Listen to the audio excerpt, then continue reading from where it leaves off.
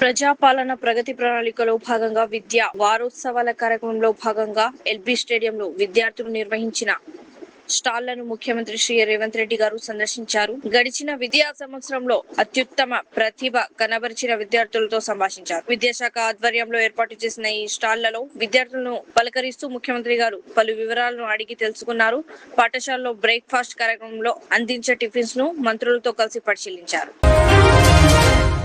బంజారాహిల్స్ లోని minister camp office లో ఆరోగ్య శాఖ మంత్రి దామోదర్ రాజనరసింహ గారిని డీజీపీ సివి ఆనంద్ గారు హృదయపూర్వకంగా కలిశారు.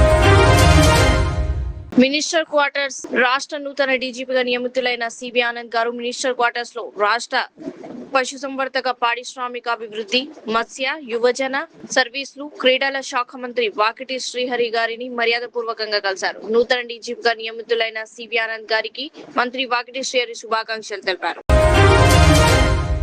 నల్గొండ రంగారెడ్డి జిల్లా పాల ఉత్పత్తిదారుల పరస్పర సహకార సంఘం limited national dairy development board NDDBతో త్రైపాక్షిక ఒప్పందం కుదుర్చుకుంది. 15 ఏళ్ల పాటు డైరీ అభివృద్ధి చేసే బాధ్యతను NDDB తీసుకోనుంది.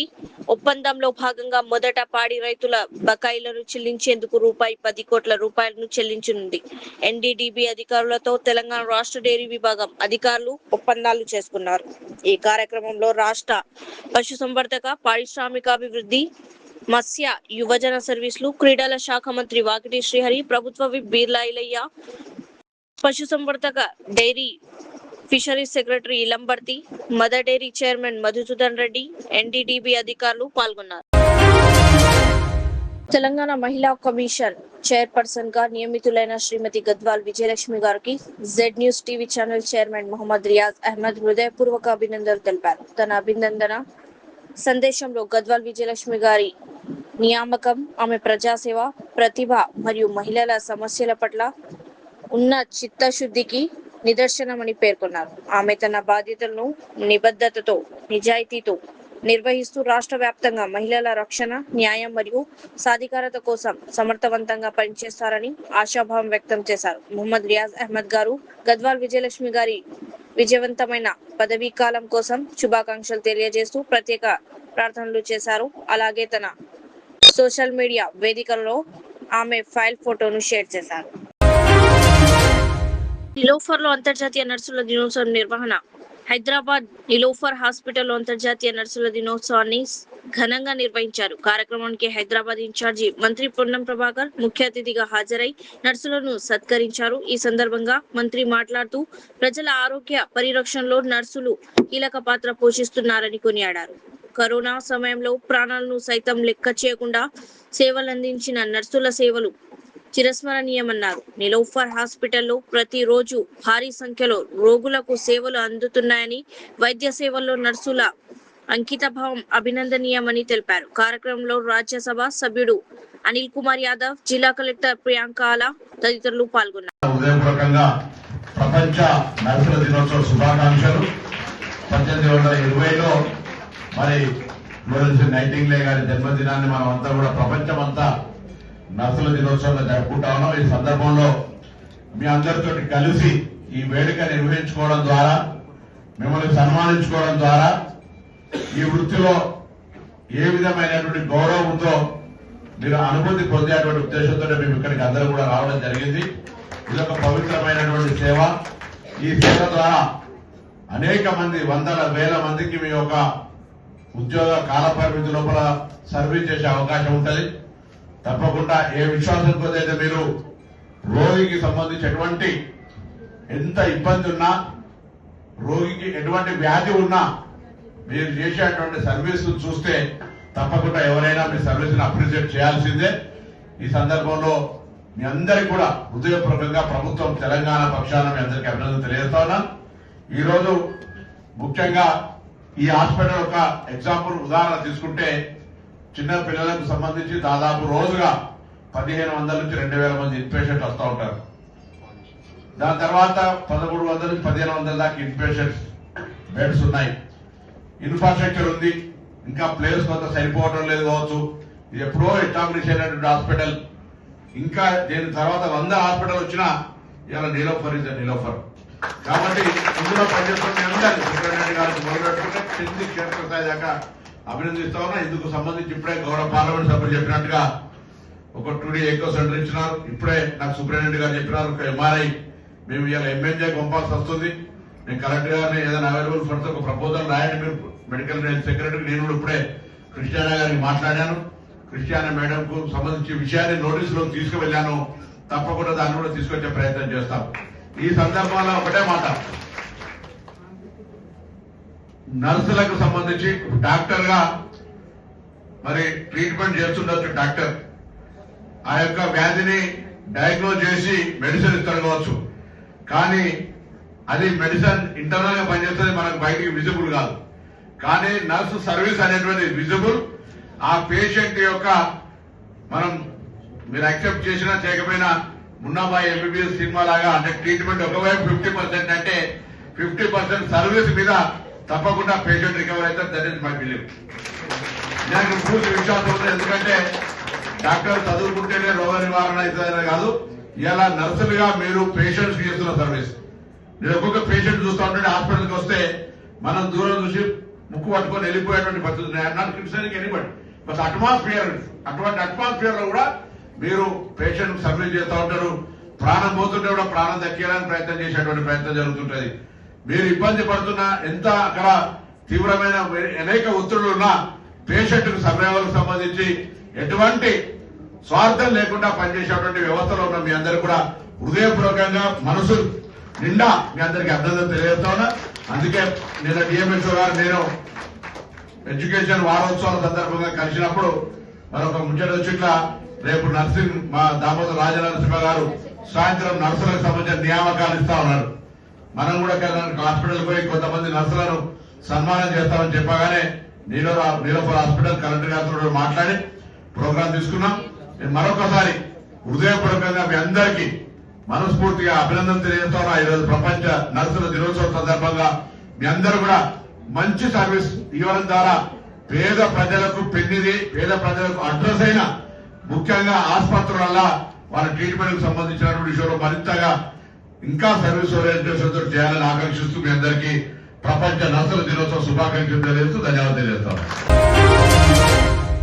జిల్లా కలెక్టర్లతో ప్రారంభమైన ముఖ్యమంత్రి రేవంత్ రెడ్డి వీడియో కాన్ఫరెన్స్. రాష్ట్రంలో మొక్కజొన్న కొనుగోలు, వరి ధాన్యం సేకరణపై జిల్లా కలెక్టర్స్ తో సీఎం వీడియో కాన్ఫరెన్స్. హాజరైన మంత్రులు తుమ్మల నాగేశ్వరరావు, ఉత్తమ్ కుమార్ రెడ్డి, కోమటిరెడ్డి వెంకటరెడ్డి, అడ్లూరి లక్ష్మణ్ కుమార్, ఎంపీ వేం నరేందర్ రెడ్డి, ప్రభుత్వ ప్రధాన కార్యదర్శి రామకృష్ణారావు, ఉన్నతాధికారులు. వీడియో కాన్ఫరెన్స్ లో పాల్గొన్న మంత్రులు జూపల్లి కృష్ణారావు, వాకిటి శ్రీహరి, సీతక్క, వివిధ జిల్లాల కలెక్టర్లు.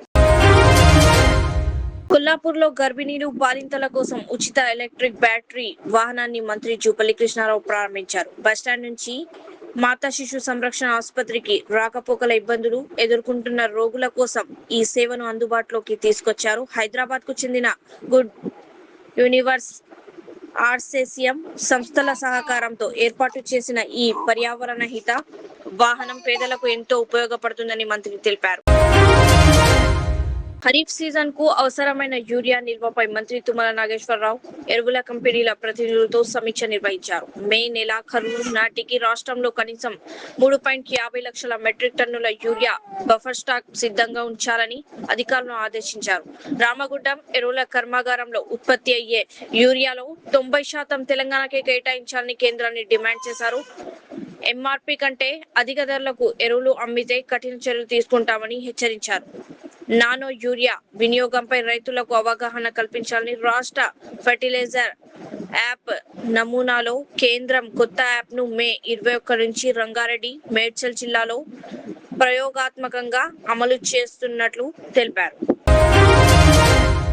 వెల్గటూర్ మండలం కమ్మరపల్లి మోడల్ స్కూల్లో రాష్ట్ర సాంఘిక సంక్షేమ శాఖ మంత్రి అడ్లూరి లక్ష్మణ్ కుమార్ సమ్మర్ క్యాంప్ ను ప్రారంభించారు. ప్రభుత్వ పాఠశాలలో మౌలిక సదుపాయాల అభివృద్ధికి సీఎం రేవంత్ రెడ్డి ప్రాధాన్యం ఇస్తున్నారని తెలిపారు. విద్యార్థులు ప్రభుత్వ సౌకర్యాలను వినియోగించుకుని చదువులో రాణించాలని సూచించారు. అనంతరం కిషన్ రావుపేట ధాన్యం కొనుగోలు కేంద్రాన్ని పరిశీలించి రైతులకు ఇబ్బందులు లేకుండా కొనుగోలు పూర్తి చేయాలని అధికారులను ఆదేశించారు. తెలంగాణ మహిళా కమిషన్ చైర్పర్సన్ గా నియామకం. సీఎం రేవంత్ కు గద్వాల్ విజయలక్ష్మి కృతజ్ఞతలు. తెలంగాణ మహిళా కమిషన్ చైర్పర్సన్ గా నియమితులైన గద్వాల్ విజయలక్ష్మి ముఖ్యమంత్రి రేవంత్ రెడ్డికి కృతజ్ఞతలు తెలిపారు. Deputy CM Bhatti Vikramarka, Congress incharge Meenakshi Natarajan, PCC chief Mahesh Kumar Goud గారితో పాటు పార్టీ అధిష్టానానికి ధన్యవాదాలు చెప్పారు. మహిళల హక్కుల పరిరక్షణ, కమిషన్ సేవలను రాష్ట్ర మహిళలకు మరింత చేరువ చేయడంపై ప్రత్యేక దృష్టి సారిస్తామని తెలిపారు. Greater Hyderabad centering contractors association ప్రతినిధులు ఎంఐఎం అధ్యక్షుడు బారిస్టర్ అసదుద్దీన్ ఓవైసీని కలిసి నిర్మాణ కార్మికుల సమస్యలపై వినతి పత్రం సమర్పించారు. ప్రమాదవశాత్తు మరణించే కార్మికులకు ప్రస్తుతం ఉన్న ₹10 లక్షల పరిహారాన్ని ₹20 లక్షలకు పెంచాలని, సెంటరింగ్ రేటును చదరపు అడుగుకు ₹51గా నిర్ణయించాలని కోరారు. ఓవైసీ ఆదేశాల మేరకు ఎమ్మెల్యేలు మొహమ్మద్ ముబీన్, కౌసర్ మొయ్యుద్దీన్, కార్మిక శాఖ మంత్రి గడ్డం వివేక్ వెంకటస్వామిని కలిసి సమస్యలపై తక్షణ చర్యలు తీసుకోవాలని విజ్ఞప్తి చేశారు. జిల్లా ప్రభుత్వ ఆసుపత్రి, మెడికల్ కళాశాలలో నెలకొన్న తాగునీటి సమస్యలను అత్యవసరంగా పరిష్కరించాలని జిల్లా కలెక్టర్ సిహెచ్ ప్రియాంక అధికారులను ఆదేశించారు. కలెక్టరేట్ లో మెడికల్ కళాశాల ప్రిన్సిపల్ హెచ్ఓడీలతో నిర్వహించిన సమీక్ష సమావేశంలో ఆసుపత్రికి ప్రస్తుతం అందుతున్న మిషన్ భగీరథ నీటి సరఫరాను మరింత పెంచాలని సూచించారు. ఆసుపత్రిలో రోగులు, సిబ్బందికి ఎలాంటి ఇబ్బందులు కలగకుండా చర్యలు తీసుకోవాలని పేర్కొన్నారు. 4-5 రోజుల్లో అదనపు నీటి సరఫరా అందుబాటులోకి తీసుకొస్తామని మిషన్ భగీరథ అధికారులు కలెక్టర్ కు తెలిపారు. సమావేశంలో medical college principal Sampath Kumar, జిల్లా ఆసుపత్రి హెచ్ఓడి శ్రీనివాసులు పాల్గొన్నారు. వనపర్తి జిల్లాలో ధాన్యం కొనుగోలు పారదర్శకంగా నిర్వహించాలని మంత్రి జూపల్లి కృష్ణారావు అధికారులకు ఆదేశించారు. కొనుగోలు కేంద్రాల్లోనే నాణ్యత పరిశీలన, తూకం పూర్తి చేసి రైతులకు వెంటనే రసీదులు ఇవ్వాలని సూచించారు. మిల్లుల వద్ద తరుగు పేరుతో రైతులను ఇబ్బంది పెడితే కఠిన చర్యలు తప్పవని హెచ్చరించారు. యాసంగి సీజన్లో జిల్లాల్లో 3 లక్షల మెట్రిక్ టన్నుల ధాన్యం వచ్చే అవకాశం ఉందని, ఇప్పటి వరకు 1.20 లక్షల మెట్రిక్ టన్నులు కొనుగోలు కేంద్రాలకు చేరినట్లు అధికారులు తెలిపారు. అలాగే ఆ మార్కెట్లో కొనుగోలు చేసేటువంటి మహిళా సంఘాల వాళ్ళు, అలాగే ప్రైమరీ అగ్రికల్చరల్ సొసైటీ అధికారులు, అలాగే ట్రాన్స్పోర్ట్ కాంట్రాక్టర్స్, అలాగే మిల్లర్స్ అందరినీ సమీక్ష రైతులు ధాన్యం తెచ్చినప్పుడు అక్కడే తూకం చేసిన తర్వాత అక్కడే రసీదు ఇవ్వాలి. ఒకసారి తూకం చేసినట్టు రసీదు ఇచ్చిన తర్వాతనే ట్రాన్స్పోర్ట్ ఆ రసీదు ఇవ్వకుండా బయటకు వస్తుంది.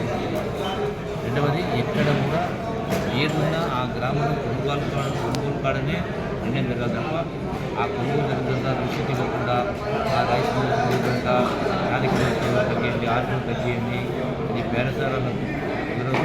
ఖచ్చితంగా అక్కడే చేసేటప్పుడు చెప్పింది.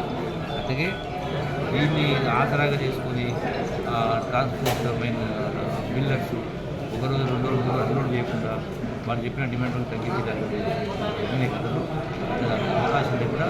అంటే ప్రతి అంశం పట్ల లోతుగా ప్రతి సబ్జెక్టు పట్ల సమీక్ష చేసి రైతులకు న్యాయం జరగాలి. ఈ కొనుగోలు ఎక్కడ కూడా వాళ్ళ దోపిడీకి ఎక్కడ కూడా గురి కావద్దని స్పష్టంగా వాళ్ళ పండించబడ్డ ధర స్పష్టంగా వాళ్ళ ప్రాధాన్యత మాట్లాడడం జరిగింది. సరే, కొంత గోదాంలో కొత్త ఉంది, అలాగే అమ్మాయిల కొత్త ఉంది. ఎందుకంటే అమ్మాయిల నుండి అది ఎక్కడి నుంచి బీహార్కి రావాల్సి వస్తుంది. ఇక్కడ వాళ్ళు మరి ఆ పని సరిగ్గా వాళ్ళు వచ్చి అన్లోడ్ చేస్తాం. కొంత అమ్మాయిల కొత్త ఉంది, పోవడం పోతుంది. దాన్ని అధిగమించడం కోసం ఎక్స్ట్రా రకరకాల మార్గాలు అందిస్తున్నాము. మొత్తంపైన రైతులకు ఇబ్బంది లేకుండా ఈ యొక్క మద్దతును అందించడం ఏర్పాటు చేస్తాము. ఇన్ని ఇబ్బందులున్నా, ఇన్ని అప్పులున్నా కూడా ఈరోజున మళ్ళీ ప్రభుత్వం గ్యారెంటీ తీసుకొని మళ్ళీ కేంద్ర ప్రభుత్వం కొనుక్కపోయినా కూడా ప్రధానమంత్రి మోడీ గారు వచ్చి మాట్లాడి మాట్లాడారు. కానీ రైతులకు మద్దతు ధర ప్రకటిస్తున్నారు కానీ కొనడం లేదు. ముఖ్యంగా ఈ యొక్క రోజ్ రైస్ అంటే రెండు రకాల కొనడం లేదు. కొన్ని లక్షల మెట్రిక్ టన్నులు వస్తూ ఉంటే వాళ్ళు 1000 టన్నులు కొనడం లేదు. మన రాష్ట్రానికి సంబంధించి నాకు తెలిసి 60-70 లక్షల టన్నులు వాళ్ళది 20 రూపాయలు కొనడం లేదు. అవంతా భారం అంతా కూడా రాష్ట్రం పడుతుంది. కార్మికుల సంక్షేమమే ప్రభుత్వ లక్ష్యం. భట్టి విక్రమార్క హైదరాబాద్ లో నిర్వహించిన కనీస వేతనాల సవరణపై కేబినెట్ సబ్ కమిటీ సమావేశంలో ఉప ముఖ్యమంత్రి భట్టి విక్రమార్క పాల్గొన్నారు. కార్మికుల జీవన ప్రమాణాలు మెరుగుపరిచేలా శాస్త్రీయంగా వేతనాల సవరణ చేపడతామని తెలిపారు. పెరుగుతున్న ధరలు, జీవన వ్యయాన్ని దృష్టిలో ఉంచుకుని కనీస వేతనాలపై తుది నిర్ణయం తీసుకుంటామని చెప్పారు. దేశంలోని ఉత్తమ వేతన నమూనాలను తెలంగాణలో అమలు చేయాలని ప్రభుత్వం లక్ష్యంగా పెట్టుకున్నట్లు వెల్లడించారు.